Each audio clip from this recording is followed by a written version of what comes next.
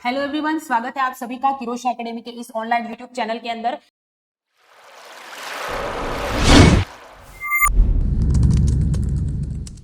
तो जैसा कि आपको पता है कि हम गुजरात के प्रीवियस ईयर का जो पेपर है वो यहाँ पे सॉल्यूशन कर रहे हैं, तो उसी कड़ी को हम लोग आगे बढ़ाते हैं। यहाँ पे अभी तक अगर इस चैनल पे आप नए हो और आपने सब्सक्राइब नहीं किया है तो सब्सक्राइब कर दीजिए, बेल आइकन को प्रेस कर दीजिए ताकि जो भी न्यू नोटिफिकेशन गुजरात के गवर्नमेंट की तरफ से या वैकेंसी का अपडेट कुछ भी आता है तो आपको इसी चैनल पे प्रोवाइड करवाया जाएगा। और हम लोग यहाँ पर रेगुलर आप लोगों को जो प्रीवियस ईयर का पेपर है वो यहाँ पे सॉल्व करवा रहे हैं, जो आपके लिए बहुत अच्छा है। तो आप लोग इस वीडियो को ज्यादा से ज्यादा शेयर जरूर कीजिएगा। और अभी तक किसी ने भी किरोश एकेडमी का ऐप डाउनलोड नहीं किया है, अपनी तैयारी को शुरू नहीं किया है, तो शुरू कर दीजिए।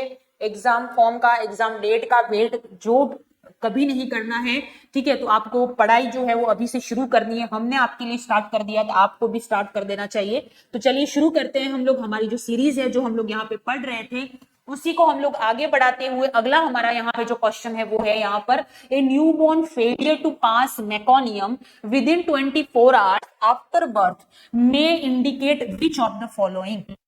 बहुत ही अच्छा क्वेश्चन है, बहुत ही अच्छे टॉपिक से ये क्वेश्चन जो है वो यहाँ पे लिया गया है कि एक न्यूबॉर्न है, बच्चा पैदा हुआ है, जस्ट उसके 24 घंटे हो चुके हैं लेकिन अभी तक उसने जो है वो मेकोनियम पास नहीं किया है, ठीक है, यानी कि स्टूल पास नहीं किया है, ठीक है। जो फर्स्ट स्टूल होता है बेबी का उसको मेकोनियम बोलते हैं, जो कि ग्रीन कलर का होता है। क्लियर है, ये आपको याद रखना है। तो यहाँ पे अगर 24 घंटे के बाद में भी बच्चा जो है वो मेकोनियम पास नहीं करता है तो सस्पेक्टेड है कि क्या डिजीज इसको हो सकती है। ए ऑप्शन है abdominal wall defect, B option है coeliac disease, C option aganglionic megacolon, D option hernia. बहुत अच्छा क्वेश्चन है, पीडियाट्रिक से है। अगेन क्वेश्चन आपको आंसर करना है, क्या राइट आंसर रहेगा। तो यहाँ पे देखिए A B C D option है यहाँ पर कि फर्स्ट 24 आवर्स के अंदर अगर मेकोनियम पास आउट नहीं होता है तो उसको क्या बोलते हैं। तो एब्डोमिनल वॉल डिफेक्ट में होता है, नहीं, ठीक है, बहुत अच्छा क्वेश्चन है ये। नेक्स्ट, सीलियक डिजीज में ऐसा होता है, नहीं होता है। सीलियक डिजीज में ये डाइट से रिलेटेड है, आगे क्वेश्चन आएगा तो हम पढ़ेंगे, बाकी आप लोग ऐप में जाके देख सकते हैं, ठीक है। हर्निया ऑफ ऑर्गन, ऑर्गन बाहर आ जाता है, इसकी वजह से होता है, नहीं। तो देखिए यहाँ पे किस वजह से ऐसा होता है कि बच्चा स्टूल पास नहीं कर पाता है, तो ए गैंग्लियोनिक मेगाकोलोन, जिसका दूसरा नाम होता है Hirschsprung disease, Hirschsprung disease. Hirschsprung disease जो होती है, इसमें होता क्या है मैं आपको ब्रीफली बता देती हूँ कि जो आपकी जो लार्ज इंटेस्टाइन होती है, आपको सभी को ये तो पता ही होगा कि हमारी पूरी बॉडी के अंदर नर्व फाइबर है। तभी हमें पिन चुभती है हाथ में तो भी हमारे माइंड को एक सेकंड भी नहीं लगता और मैसेज चला जाता है कि इसको पिन चुभे, वहां से हाथ हटा लेना है, या दर्द हो रहा है तो यहाँ पे दर्द हो रहा है। तो ये किस वजह से होता है, नर्व है हमारी पूरी बॉडी के अंदर, जिस तरह से सेल है उसी तरह से नर्व फाइबर होते हैं। लेकिन यहाँ पे लार्ज का जो पार्ट होता है, तो लार्ज इंटेस्टाइन के ये असेंडिंग होता है कॉलम, ये ट्रांसवर्स होता है, और ये डिसेंडिंग कॉलम होता है। यानी कि डिसेंडिंग कॉलम जो होता है, डिसेंडिंग कॉलम और सिग्मोइड कॉलम, ठीक है, सिग्मोइड कॉलम, इन दोनों के बीच में क्या होता है कि यहाँ पे बाकी सब जगह नर्व फाइबर है, लेकिन इस जगह एक जगह पे डिसेंडिंग कॉलम में नर्व फाइबर एब्सेंट होते हैं, यानी कि गैंग्लियोनिक सेल होती है जो एक नर्व फाइबर होती है, ठीक है। यहाँ पे लिखा हुआ ना ए गैंग्लियोनिक, यानी कि गैंग्लियोनिक नर्व फाइबर सब जगह होते हैं, सिर्फ यहाँ पे नहीं होते हैं, जिसको क्या बोलते हैं, ए गैंग्लियोनिक। यानी कि एक गैंग्लियोनिक है तो स्टूल जो रहेगा बच्चे का यहाँ पे जमा होगा, लेकिन यहां से यहां नहीं आ पाएगा। क्या हो जाएगा, यहां से जमा होता है लेकिन यहां से यहां नहीं आ पाएगा, बिकॉज यहाँ पे कोई नर्व फाइबर ही नहीं है, यानी कि कोई स्टिमुलेशन ही नहीं है। तो इस जगह को पता कैसे चलेगा कि यहाँ पे स्टूल इकट्ठा हो रहा है, इसको आगे जाने देना है, ठीक है। तो जिसकी वजह से यहाँ पे बहुत सारा स्टूल इकट्ठा हो जाता है, तो जिसकी वजह से प्रेशर की वजह से कभी कभी बच्चा स्टूल पास करता है तो रिबन लाइक स्टूल पास करता है। कैसा स्टूल पास करता है, रिबन लाइक स्टूल, ठीक है। तो ये रिबन लाइक स्टूल जो पास करता है, इसका क्लासिकल साइन है, आपको याद रखना है किसमें होता है, तो ए गैंग्लियोनिक मेगाकोलन या हर्कस स्प्रंग डिजीज में ऐसा होता है जिसमें बच्चा रिबन लाइक स्टूल पास करता है।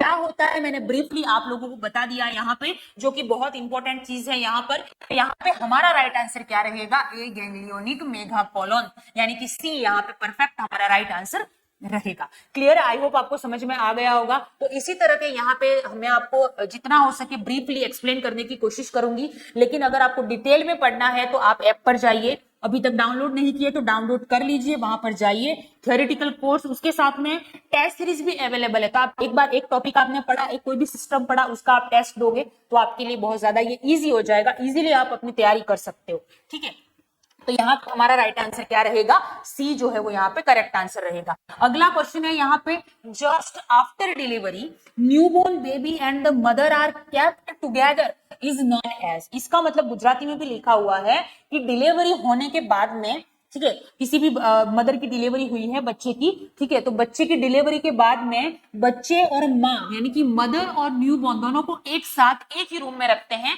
उसको क्या बोला जाता है, ये पूछा गया है। तो देखिए कितना अच्छा क्वेश्चन है, यहाँ पर हर टॉपिक से इन्होंने क्वेश्चन लिए, पूरा पेपर आप देखना, जिन्होंने भी नहीं देखा है प्रीवियस वीडियो भी जाकर देखिएगा, मैंने बताया भी है कि कौन सा टॉपिक इंपॉर्टेंट है, इस टॉपिक से ये क्वेश्चन लिया गया है, ये टॉपिक इंपॉर्टेंट है, सारी चीजें मैंने आप लोगों को वहां पर बताई है। और आगे भी हम लोग जैसे जैसे वीडियो डालेंगे मैं आपको बताती जाऊंगी कि किसमें कौन सा टॉपिक है। ठीक है, तो देखिए यहाँ पर भी कितना अच्छा टॉपिक दिया हुआ है कि इसको क्या बोलते हैं, मदर और न्यूबॉर्न को साथ में रखना बॉन्डिंग बोलते हैं, लाइन बोलते हैं, बोलते हैं। चलिए आंसर करेंगे, क्या आंसर रहेगा? फर्स्ट क्वेश्चन को आपको केयरफुली पढ़ना है, फिर चारों ऑप्शन पढ़े आप लोग। ठीक है, तो बॉन्डिंग बोलेंगे नहीं, लाइन इन नहीं, प्यूपेरियम तो डिलीवरी के बाद जो 6 वीक का 6 सप्ताह का टाइम ड्यूरेशन होता है उसको प्यूपेरियम पीरियड बोलते हैं, जिसमें जितने भी ऑर्गन जो होते हैं वो रिवर्ट बैक आते हैं, यानी कि अपनी अवस्था में वापस से आना प्री प्रेग्नेंट स्टेज में। तो ये भी नहीं होगा, तो उसको क्या बोलते हैं? रूमिंग बोलते हैं। बच्चे और माँ को साथ में रखना क्या बोला जाता है? रूमिंग इन बोला जाता है। क्लियर है? चलिए अगला क्वेश्चन है यहाँ पे, again very important and important immunisation से रिलेटेड क्वेश्चन है, जो कि टॉपिक बहुत इंपॉर्टेंट है। इम्यून मैंने पहले भी आपको बोला है, जैसे जैसे मैं आपको टॉपिक बता रही हूँ ना, आपको यहाँ पे आप चाहिए एक जगह अपनी डायरी फिक्स कीजिए, उसमें लिख दीजिए कि हाँ इम्यूनाइजेशन से क्वेश्चन आया था। ठीक है, ताकि आपको दिमाग में रहेगा कि ये टॉपिक कितना इंपॉर्टेंट है ना। चलिए इम्यूनाइजेशन से है, measle vaccine is given by the route of. Measles की जो वैक्सीन है वो कौन से रूट से दी जाती है, ये पूछा गया है यहाँ पर। तो देखिए यहाँ पे रूट दिए हुए हैं, ए ऑप्शन है इंट्रामस्कुलर दिया जाता है, बी ऑप्शन है इंट्राडर्मल देते हैं, सी ऑप्शन है सबक्यूटेनियस देते हैं, डी ऑप्शन है ओरली दिया जाता है। ठीक है, यानी कि मुंह से देना। चलिए आंसर करिए, क्या आंसर रहेगा यहाँ पर? तो ये देखिए मीजल वैक्सीन जो रहती है, इम्यूनाइजेशन से क्वेश्चन है, कब दी जाती है? याद रखना है, बच्चा जब 9 मंथ का हो जाए तब देते हैं, विटामिन ए के साथ में इसको दिया जाता है। ये दो चीजें आपको याद रखनी है। उसके अलावा चीज याद रखनी है कि मीजल जो वैक्सीन है उसको सब क्यूटेनियस लगाते हैं। कैसे लगाते हैं? सब क्यूटेनियस ये वैक्सीन लगाई जाती है, तो ये चीज आपको याद रखनी है। उसके अलावा एक और चीज, इसको डाइल्यूट किस में करते हैं? तो याद रखना कि इसको डिस्टिल वाटर में डाइल्यूट करते हैं। किससे डाइल्यूट करते हैं? Distil water. मैंने आपको बीसीजी से भी क्वेश्चन आया था, इसी पेपर में मैंने आपको पढ़ाया था कि बीसीजी को डाइल्यूट करते हैं किसके अंदर? नॉर्मल सलाइन के अंदर। ठीक है, क्योंकि बच्चे को हम 6 मंथ से पहले वाटर नहीं देते हैं, तो ये बीसीजी जो है जो कि टीबी से प्रिवेंट करता है। ठीक है, at the time of birth लगाया जाता है। क्लियर है? लेफ्ट अपर आर्म में इसको लगाते हैं, बीसीजी को एट बर्थ लगाते हैं, ये भी मैंने आपको वहां पर बता दिया था। तो ये सारी चीजें आपको ध्यान रखनी है। तो यहाँ पे हमारा राइट आंसर क्या रहेगा? सबक्यूटेनियस। क्लियर है? नेक्स्ट चलिए, तो इसी तरह से आप लोग पेपर पूरा सॉल्व करना चाहते हैं, जितने भी पेपर मैं आपको यहाँ पे सॉल्व करवाने वाली हूँ वो सब आपको देखना है। रेगुलर अपडेट रहिए, इस चैनल पे नए हैं तो एक बार सब्सक्राइब जरूर कर दीजिएगा, बेल आइकन को प्रेस कर दीजिए ताकि जैसे ही पेपर आए तुरंत आपके पास वो चीज पहुंच जाए। ठीक है, चलिए, at what age does birth weight become triple? यानी कि बच्चा जन्म लेता है उस टाइम से उसका बर्थ वेट 3 गुना कब हो जाता है, यानी कि ट्रिपल कब हो जाता है, ये पूछा गया है यहाँ पर। ए ऑप्शन है 8 6 मंथ ऑफ एज के अंदर, B 8 12 month of age, C 8 18 month of age, D 8 24 month of age. चलिए आंसर करिए, क्या आंसर रहेगा यहाँ पे? ए बी सी डी आपके पास आंसर ऑप्शन है। तो देखिए यहाँ पे जब बच्चा जन्म लेता है तो उसका वेट जो रहेगा वो डबल हो जाता है 6 मंथ में। जो उसका बर्थ वेट रहेगा, नॉर्मली इंडियन बेबी के अंदर 3 kg 2.5 से 3 किलो वेट रहता है नॉर्मली, तो 3 किलो का बच्चा है अगर तो 3 से 6 हो जाएगा। कब? 6 महीने के अंदर। और ट्रिपल कब होता है? तो याद रखना ट्रिपल होता है 12 मंथ ऑफ एज में। 3 गुना कब होता है? 12 मंथ ऑफ एज, यानी कि बच्चा जब 1 साल का होगा तब 3 गुना उसका जाता है। ये चीज आपको ध्यान में रखनी है। क्लियर है? तो यहाँ पे यही पूछा गया है, तो हमारा आंसर क्या होगा, 8-12 मंथ ऑफ एज, यानी कि बी यहाँ पे हमारा क्या हो जाएगा, राइट आंसर बन जाएगा। अगले क्वेश्चन की तरफ बढ़ते हैं। अगेन वेरी इंपॉर्टेंट, यहाँ पे जो मोस्ट ऑफ क्वेश्चन इस के अंदर आ रहे हैं वो पीडियाट्रिक से आ रहे हैं, जो कि बहुत इंपॉर्टेंट क्वेश्चन यहाँ पर दिए गए। एक एक टॉपिक बहुत इंपॉर्टेंट है। यहाँ पे देख लीजिए, प्रोग्राम से रिलेटेड क्वेश्चन है, IMNCI से रिलेटेड क्वेश्चन है। तो चलिए आंसर करेंगे। क्या आंसर रहेगा according to IMNCI? What is the colour code for no pneumonia, cough और कोल्ड? यहाँ पे IMNCI जो है उन्होंने क्या दिया था, कुछ कलर कोड दिए थे बच्चों के लिए। तो वो यहाँ पे बोल रहा है कि नो न्यूमोनिया, बच्चे के अंदर कोई न्यूमोनिया के कोई सिम्टम नहीं है, कफ नहीं है, कोल्ड नहीं है, किस के अंदर रखेंगे आप लोग, यानी कि कौन सी स्टेप के अंदर इसको बच्चे को रखा जाएगा, ये यहाँ पे पूछा गया है। तो आंसर करेंगे, क्या आंसर रहेगा, ABCD।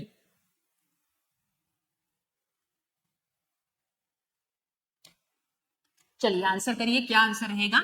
IMNCI integrated management of newborn and child illness की एक ये को बोल सकते हैं प्रोग्राम है। तो उससे रिलेटेड देख लीजिए, यहाँ पे एक होता है पिंक कलर होता है, इसके कलर को पिंक होता है, येलो कलर होता है एंड ग्रीन कलर होता है।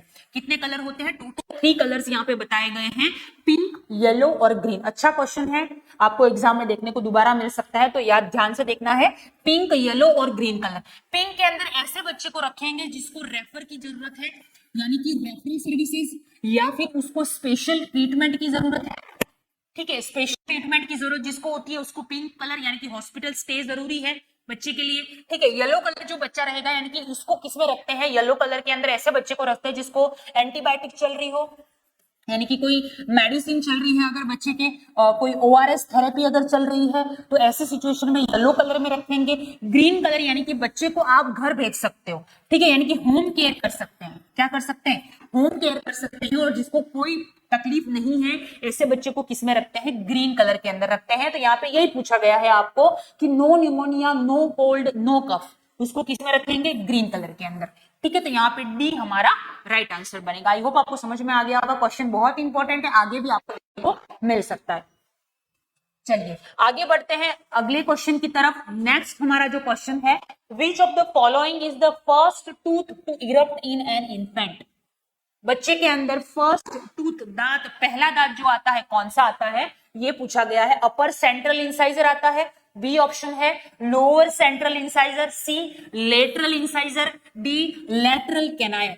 चलिए आंसर करेंगे, क्या आंसर रहेगा, ABCD आपके पास ऑप्शन है, आंसर करिए, व्हाट इज करेक्ट वन। एक और काम आप लोगों को करना है, आप लोग रेगुलर अपडेट रह रहे हैं, मेरे वीडियो जो भी बच्चे देख रहे हैं, एक बार इस वीडियो को शेयर जरूर करना है अपने फ्रेंड्स, या आप कहीं पे भी जॉब करते हैं तो आपके कलीग्स वगैरह हैं जिन्होंने भी नर्सिंग करके रखा हुआ गुजरात के अंदर है, उन सभी को इस वीडियो को शेयर जरूर करिएगा। प्लस आप अगर इस वीडियो को देखते हैं तो कमेंट जरूर करें कि आपको जो वीडियो है वो कैसा लग रहा है, वो कमेंट आपको जरूर करना है। ठीक है, चलिए तो क्वेश्चन की तरफ बढ़ते हैं। यहाँ पे इन्फेंट जो रहते हैं, ठीक है, इन्फेंट जो रहता है, बच्चे जो रहते हैं, उसके 6 to 10 मंथ की एज होती है, उसमें पहला दांत उनका आता है, कौन सा आता है, तो लोअर सेंट्रल इंसाइजर, यानी कि बीच के वो भी नीचे वाले दांत सबसे पहले आते हैं। ठीक है, ये चीज आपको ध्यान रखनी है। तो यहाँ पे एक फॉर्मूला होता है 2102, आपको याद रखना है 2102। ठीक है, इसमें होता है इंसाइजर, यही ट्रिक आपको याद रखनी है, आपका गलत आंसर नहीं होगा। ठीक है, पहला होता है इंसाइजर होता है, उसके बाद होता है कैनायन होता है, उसके बाद होता है प्री मोलार होता है, प्री मोलार होता है, नेक्स्ट होता है मोलार। ठीक है, ऊपर नीचे आपको गिन लेने हैं। क्लियर है, ये एक साइड के मैं आपको बता रही हूँ, बच्चों के अंदर प्री मोलार एब्सेंट होते हैं, इसीलिए यहाँ पे 0 लिखा हुआ है। याद रखना, क्यों 0 लिखा हुआ ऐसा सोचना नहीं है, बच्चों के अंदर प्री मोलार नहीं होते हैं, इंसाइजर होते हैं, कैनाइन होते हैं, प्री मोलार एब्सेंट होते हैं और मोलार होते हैं। यही फॉर्मूला इसी सीक्वेंस में याद रखिएगा, ऊपर नीचे नहीं करना है। ठीक है, तो आपका क्वेश्चन कैसा भी आए रिलेटेड आपका गलत नहीं होगा। क्लियर है। एडल्ट का आपको यहाँ पे एडल्ट को याद रखना है 21-23 से। ठीक है, 21-23 से याद रखिए, फॉर्मूला सेम रहेगा, इंसाइजर, कैनायन, प्रीमोलार, मोलार। ठीक है, इसी तरह का आपको याद रखना है, तो ये आपको हेल्प करेगा एग्जाम के अंदर। ठीक है, तो यहाँ पे यही पूछा गया, फर्स्ट टीथ होता है लोअर सेंट्रल इंसाइजर होता है, 6 से 10 महीने में आपके बच्चे के दांत जो होते हैं वो। चलिए अगला क्वेश्चन है यहाँ पे, नेक्स्ट हमारा क्वेश्चन जो है, when assessing a newborn with cleft which of the following will most likely B compromised. ठीक है, अब ये भी अगेन पीडियाट्रिक से क्वेश्चन है, टॉपिक इंपॉर्टेंट है, क्लेफ्ट लिप पैलेट से क्वेश्चन है, क्लियर है, जो कि इंपॉर्टेंट है। अब इस ऐसे क्वेश्चन का आंसर वही बच्चा कर पाएगा जिसने क्या पढ़ रखा है पहले से। पीडियाट्रिक के अंदर क्लेफ्ट लिप पैलेट पढ़ा हुआ क्या होता है ये पता होना चाहिए। ठीक है, अगर आपको पता है कि क्या होता है, इसमें क्या क्या चीजें होती है, क्या चीज बच्चे के कॉम्प्रोमाइज होती है, यानी कि बच्चा क्या चीज नहीं कर पाएगा, तो ये आपका आंसर देना आपके लिए इजी हो जाएगा। क्लियर है, तो उसके लिए टॉपिक पढ़ना जरूरी है। तो आपको अगर आपको एग्जाम क्लियर करना है, अगर आपको गवर्नमेंट जॉब लेनी है गुजरात के अंदर, तो आप लोगों को पहले थ्योरी पढ़नी पड़ेगी, उसके बाद आप क्वेश्चन सॉल्व करेंगे, और आपको प्रीवियस ईयर के क्वेश्चन भी ऐप के ऊपर सारा मटेरियल रेडी है, बस आपको अपना स्टेप उठाना है, ऐप को डाउनलोड करना है और जाके वहां पे पढ़ना है। ठीक है, पढ़ोगे तभी ऐसे क्वेश्चन राइट होंगे, और बहुत इजी है। एक बार अगर आपने थ्योरी पढ़ ली तो आपका आंसर देना बहुत इजी हो जाएगा, मैं आपको बोल रही हूँ। ठीक है, तो आप एक ऐप को जरूर डाउनलोड करके, वहां पे फ्री कंटेंट भी है, आप लोग देख सकते हैं। ठीक है, नेक्स्ट है यहाँ पे ऑप्शन जो है, क्लेफ्ट लिप का बच्चा है, यानी कि कटे हुए होंठ जो होते हैं बच्चे के, कंजेनाइटली होता है बच्चे के अंदर, कभी उसका फ्यूजन प्रॉपर तरीके से नहीं होता है मैक्सिलरी साइनस का, जिसकी वजह से क्लेफ्ट लिप बच्चे के अंदर देखने को मिलता है। तो क्या कॉम्प्रोमाइज होगा, यानी कि बच्चे की दिक्कत होगी, सकिंग एबिलिटी, यानी कि मदर के निप्पल को सक करेगा तब दिक्कत हो सकती है। बी ऑप्शन है यहाँ पे, रेस्पिरेशन में, सांस लेने में दिक्कत हो सकती है। जीआई गैस्ट्रोइंटेस्टाइनल फंक्शन में चेंजेस हो सकता है। रिफ्लेक्सेस, बच्चे के जो रिफ्लेक्सेस होते हैं, ठीक है, कई तरह के रिफ्लेक्सेस होते हैं, आप लोग ऐप में पढ़ेंगे तो आपको वहां पे देखने को मिल जाएंगे। तो रिफ्लेक्सेस जो होते हैं वो कॉम्प्रोमाइज होते हैं।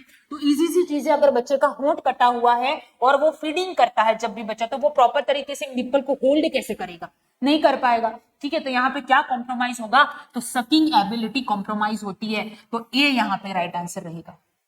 ठीक है, चलिए आगे बढ़ते हैं। अगला क्वेश्चन है हमारा, between 50 to 70 indicate IQ level. अगर किसी बच्चे का आईक्यू लेवल चेक करते हैं और 50 से 70 के बीच में है, तो ये क्या इंडिकेट करता है। ए ऑप्शन है सीवियर एमआर, बी ऑप्शन है मॉडरेट एमआर, डी ऑप्शन है यहाँ पर माइल्ड एमआर और प्रोफाउंड एमआर। चलिए आंसर करिए, क्या आंसर रहेगा। चार ऑप्शन है आपके सामने, आईक्यू का क्वेश्चन है। ठीक है, आईक्यू का क्वेश्चन है, यहाँ पे 50 से 70 इंडिकेट, एमआर का है मेंटल रिटार्डेशन। ठीक है, याद रखना है आपको, मेंटल रिटार्डेशन जो होता है उसको एमआर बोलते हैं, माइल्ड, मॉडरेट, सीवियर या प्रोफाउंड, यानी कि इससे भी कम। चलिए आंसर करिए, क्या आंसर रहेगा। एग्जाम में आपको पूछ सकते हैं क्वेश्चन, यहाँ पे पूछा गया है, तो आपको यहाँ पे आंसर करना है कि क्या राइट आंसर रहेगा। ठीक है, आंसर करिए, जल्दी से आंसर करेंगे, क्या राइट आंसर यहाँ आपके लिए रहेगा। बहुत अच्छा क्वेश्चन है, चलिए आंसर करेंगे। 20 to 34 एंड बिलो 90। ठीक है, देखिए यहाँ पे आपको ध्यान रखना है, चार कैटेगरी होती है। 50 से 70 है माइल्ड एमआर होता है, 35 से 49 है मॉडरेट टाइप का एमआर होता है, 30 से 34 जो होता है वो स्टीप एमआर की स्थिति में होता है, और लेस देन 19 यानी कि प्रोफाउंड एमआर होता है। ठीक है, प्रोफाउंड एमआर होता है, तो ये चीज आपको ध्यान में रखनी है, इंपॉर्टेंट चीजें हैं। माइल्ड एमआर होता है तो ये ट्रेनेबल हो सकता है, एजुकेशन इसको दिलवा सकते हो, आप पढ़ाई वगैरह कर सकता है। ठीक है, मॉडरेट एमआर जो होता है, यानी कि ये ट्रेनेबल है, कुछ ट्रेनिंग आप दोगे तो ये इजीली सीख जाएगा। ठीक है, सीवियर टाइप का एमआर जो रहता है उसको आप पढ़ाओगे लिखाओगे कोई मतलब नहीं है, क्योंकि मेंटल रिटार्डेड सीवियरली होता है, और प्रोफाउंड जो रहता है वो 90 से भी कम, जिसका आईक्यू लेवल रहता है वो किस में आता है, 19 से भी कम, वो किसमें आता है, प्रोफाउंड लेवल में आता है। तो यहाँ पे आपको पूछा गया है 50 to 70, तो ये कौन सा टाइप का एमआर है, माइल्ड टाइप का एमआर है। ठीक है, चलिए नेक्स्ट यहाँ पे क्वेश्चन है, अगेन इंपॉर्टेंट क्वेश्चन, पीडियाट्रिक का ही है, यहाँ पे पूरा क्वेश्चन ही पीडियाट्रिक का डाल है। अबगार स्कोर, ठीक है, अबगार स्कोर इंपॉर्टेंट चीज है पीडियाट्रिक के अंदर। अबगार स्कोर जो होता है, बच्चा जब भी जन्म लेता है उसके तुरंत बाद 1 मिनट और 5 मिनट में, जरूरत पड़े तो 15 मिनट में भी आप चेक कर सकते हो जो अबगार स्कोर होता है। वो कौन कौन से उसमें टॉपिक होते हैं ये भी आप देख लीजिए। ए का मतलब होता है अपीयरेंस, ए का मतलब क्या होता है, अपीयरेंस होता है। बी का मतलब होता है बच्चे की पल्स रेट आपको देखनी है। ठीक है, मतलब होता है ग्रीमेसी देखनी है, ऐसी देखनी है। ए का मतलब होता है बच्चे की एक्टिविटी वगैरह देखो, मसल की टोन, यानी कि मसल टोन, ग्रीमेसी, रिफ्लेक्सेस। आर का मतलब होता है यानी कि respiratory effort.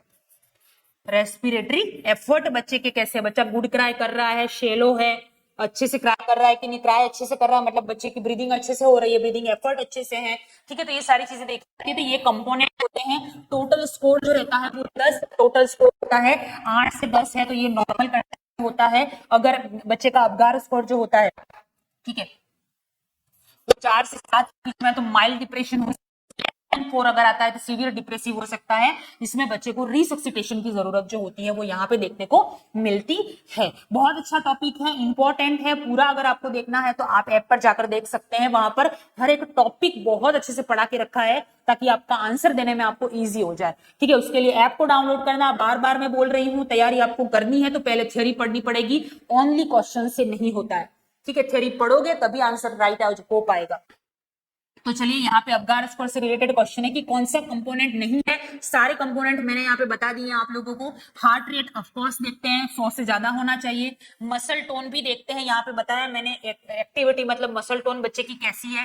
Colour of the body, बच्चे का कलर कैसा है ये भी यहाँ पर देखा जाता है। पिंक कलर है कि क्या है, अपीयरेंस में वही कलर आता है, बच्चे का बॉडी का कलर पिंक होना चाहिए, ठीक है। एक्रोसाइनोसिस होता है जिसके अंदर बच्चे के हाथों पैरों का कलर ब्लू होता है, बॉडी जो रहती है वो पिंक होती है, तो ये भी नहीं होना चाहिए, ठीक है। तो ये भी यहाँ पर होता है। इसके अंदर रेस्पिरेटरी रेट पर मिनट नहीं होता है, यहाँ पे मैंने लिखा हुआ है रेस्पिरेटरी एफर्ट चेक करते हैं, रेट नहीं चेक करते हैं, ठीक है। तो यहाँ पे राइट आंसर क्या होगा, कौन सा नहीं होगा। मैंने पहले भी बताया है कि पेपर को सॉल्व करने का तरीका मैं आपको हर क्वेश्चन में अगर मुझे लगता है इंपॉर्टेंट है तो मैं बताती जा रही हूँ। एक्सेप्ट, नॉट, ऐसा कुछ भी लिखा हुआ है तो आपको उसको ध्यान से पढ़ना है, जरा सा भी मिस आउट हुआ पूरा क्वेश्चन गलत हो जाएगा, ठीक है। तो यहाँ पे ए जो है वो हमारा राइट आंसर रहेगा।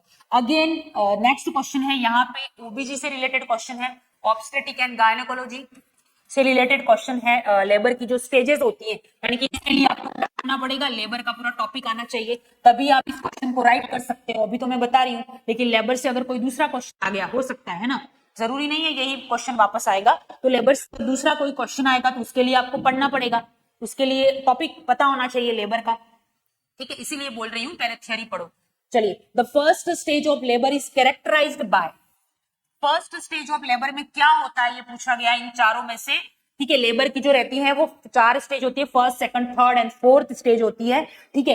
कौन सी होती है, फर्स्ट होती है, सेकंड होती है, थर्ड होती है, फोर्थ होती है। फर्स्ट जो स्टेज होती है उसमें क्या होता है, डायलेशन होता है, 10 सेंटीमीटर डायलेशन हो जाता है। उसके बाद में सेकंड में बेबी की डिलीवरी हो जाती है, बेबी डिलीवर। थर्ड स्टेज में प्लेसेंटा का डिलीवर होता है, फोर्थ स्टेज में ऑब्जर्वेशन होता है, ठीक है। तो ये चारों आपको पता होना चाहिए। पहले इसके अंदर क्या होता है डिटेल में यहाँ पे हम नहीं बता सकते हैं क्योंकि टाइम फिक्स होता है, तो ब्रीफली मैं आप लोगों को बता रही हूँ, ठीक है। तो यहाँ पे कौन कौन सी चीजें नहीं होती है देख लीजिए। अभी मैंने बताया प्लेसेंटा की डिलीवरी थर्ड स्टेज में होती है, नहीं होगा ये क्योंकि हमें यहाँ पे फर्स्ट स्टेज पूछा गया है। बेबी की डिलीवरी यानी कि expulsion of the foetus second stage में।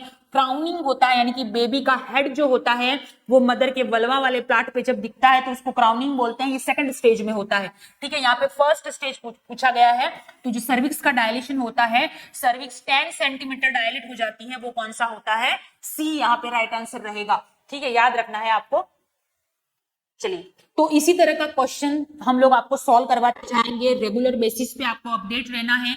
और मैं पहले भी बोल चुकी हूं, अपनी तैयारी को आज से शुरू कर लीजिए, क्योंकि अगर आप वेट करोगे कि एग्जाम आएगा, एग्जाम नोटिफिकेशन आएगा, फॉर्म भरेंगे, तब तक तो हम पढ़ लेंगे, तो ऐसे पढ़ाई नहीं होती है, ठीक है। पढ़ना तो आपको पूरा ही पड़ेगा, कंपटीशन को आपको क्लियर करना है क्योंकि बहुत ज्यादा कंपटीशन होता है और कंपटीशन को क्लियर करना है तो उसके लिए तैयारी भी ऐसी चाहिए। तो हम लोग आपके लिए रेडी है, तो आप लोगों को तो बस पढ़ाई करनी है, ठीक है। तो पढ़ना है तो अभी तक ऐप डाउनलोड नहीं किया तो डाउनलोड कर लीजिए, आप कहीं पे भी पढ़ सकते हैं, चाहे आप हॉस्पिटल की जॉब करते हैं, प्राइवेट सेक्टर में जॉब करते हैं, जब भी आपको टाइम मिले आप पढ़िए, पढ़ते रहिए, कुछ ना कुछ पढ़ेंगे तो जरूर कुछ ना कुछ सीखेंगे और आपको एग्जाम में वो हेल्प करेगा, ठीक है। और डिस्क्रिप्शन में आपको नंबर मिल जाएगा, उस नंबर पे आप कॉल और मैसेज कर सकते हैं और इस वीडियो को ज्यादा से ज्यादा लोगों तक पहुंचाओ। गुजरात के जितने भी बच्चे हम चाहते हैं वो सारे के सारे जॉब पे लग जाएं, तो उनके लिए तैयारी जरूरी है। तो तैयारी करवाने के लिए हम लोग आपके लिए बैठे हुए हैं, आपको बस तैयारी करनी है। तब तक के लिए मिलते हैं नेक्स्ट वीडियो के अंदर। आप लोग पढ़ते रहिए, अपना शेड्यूल बनाइए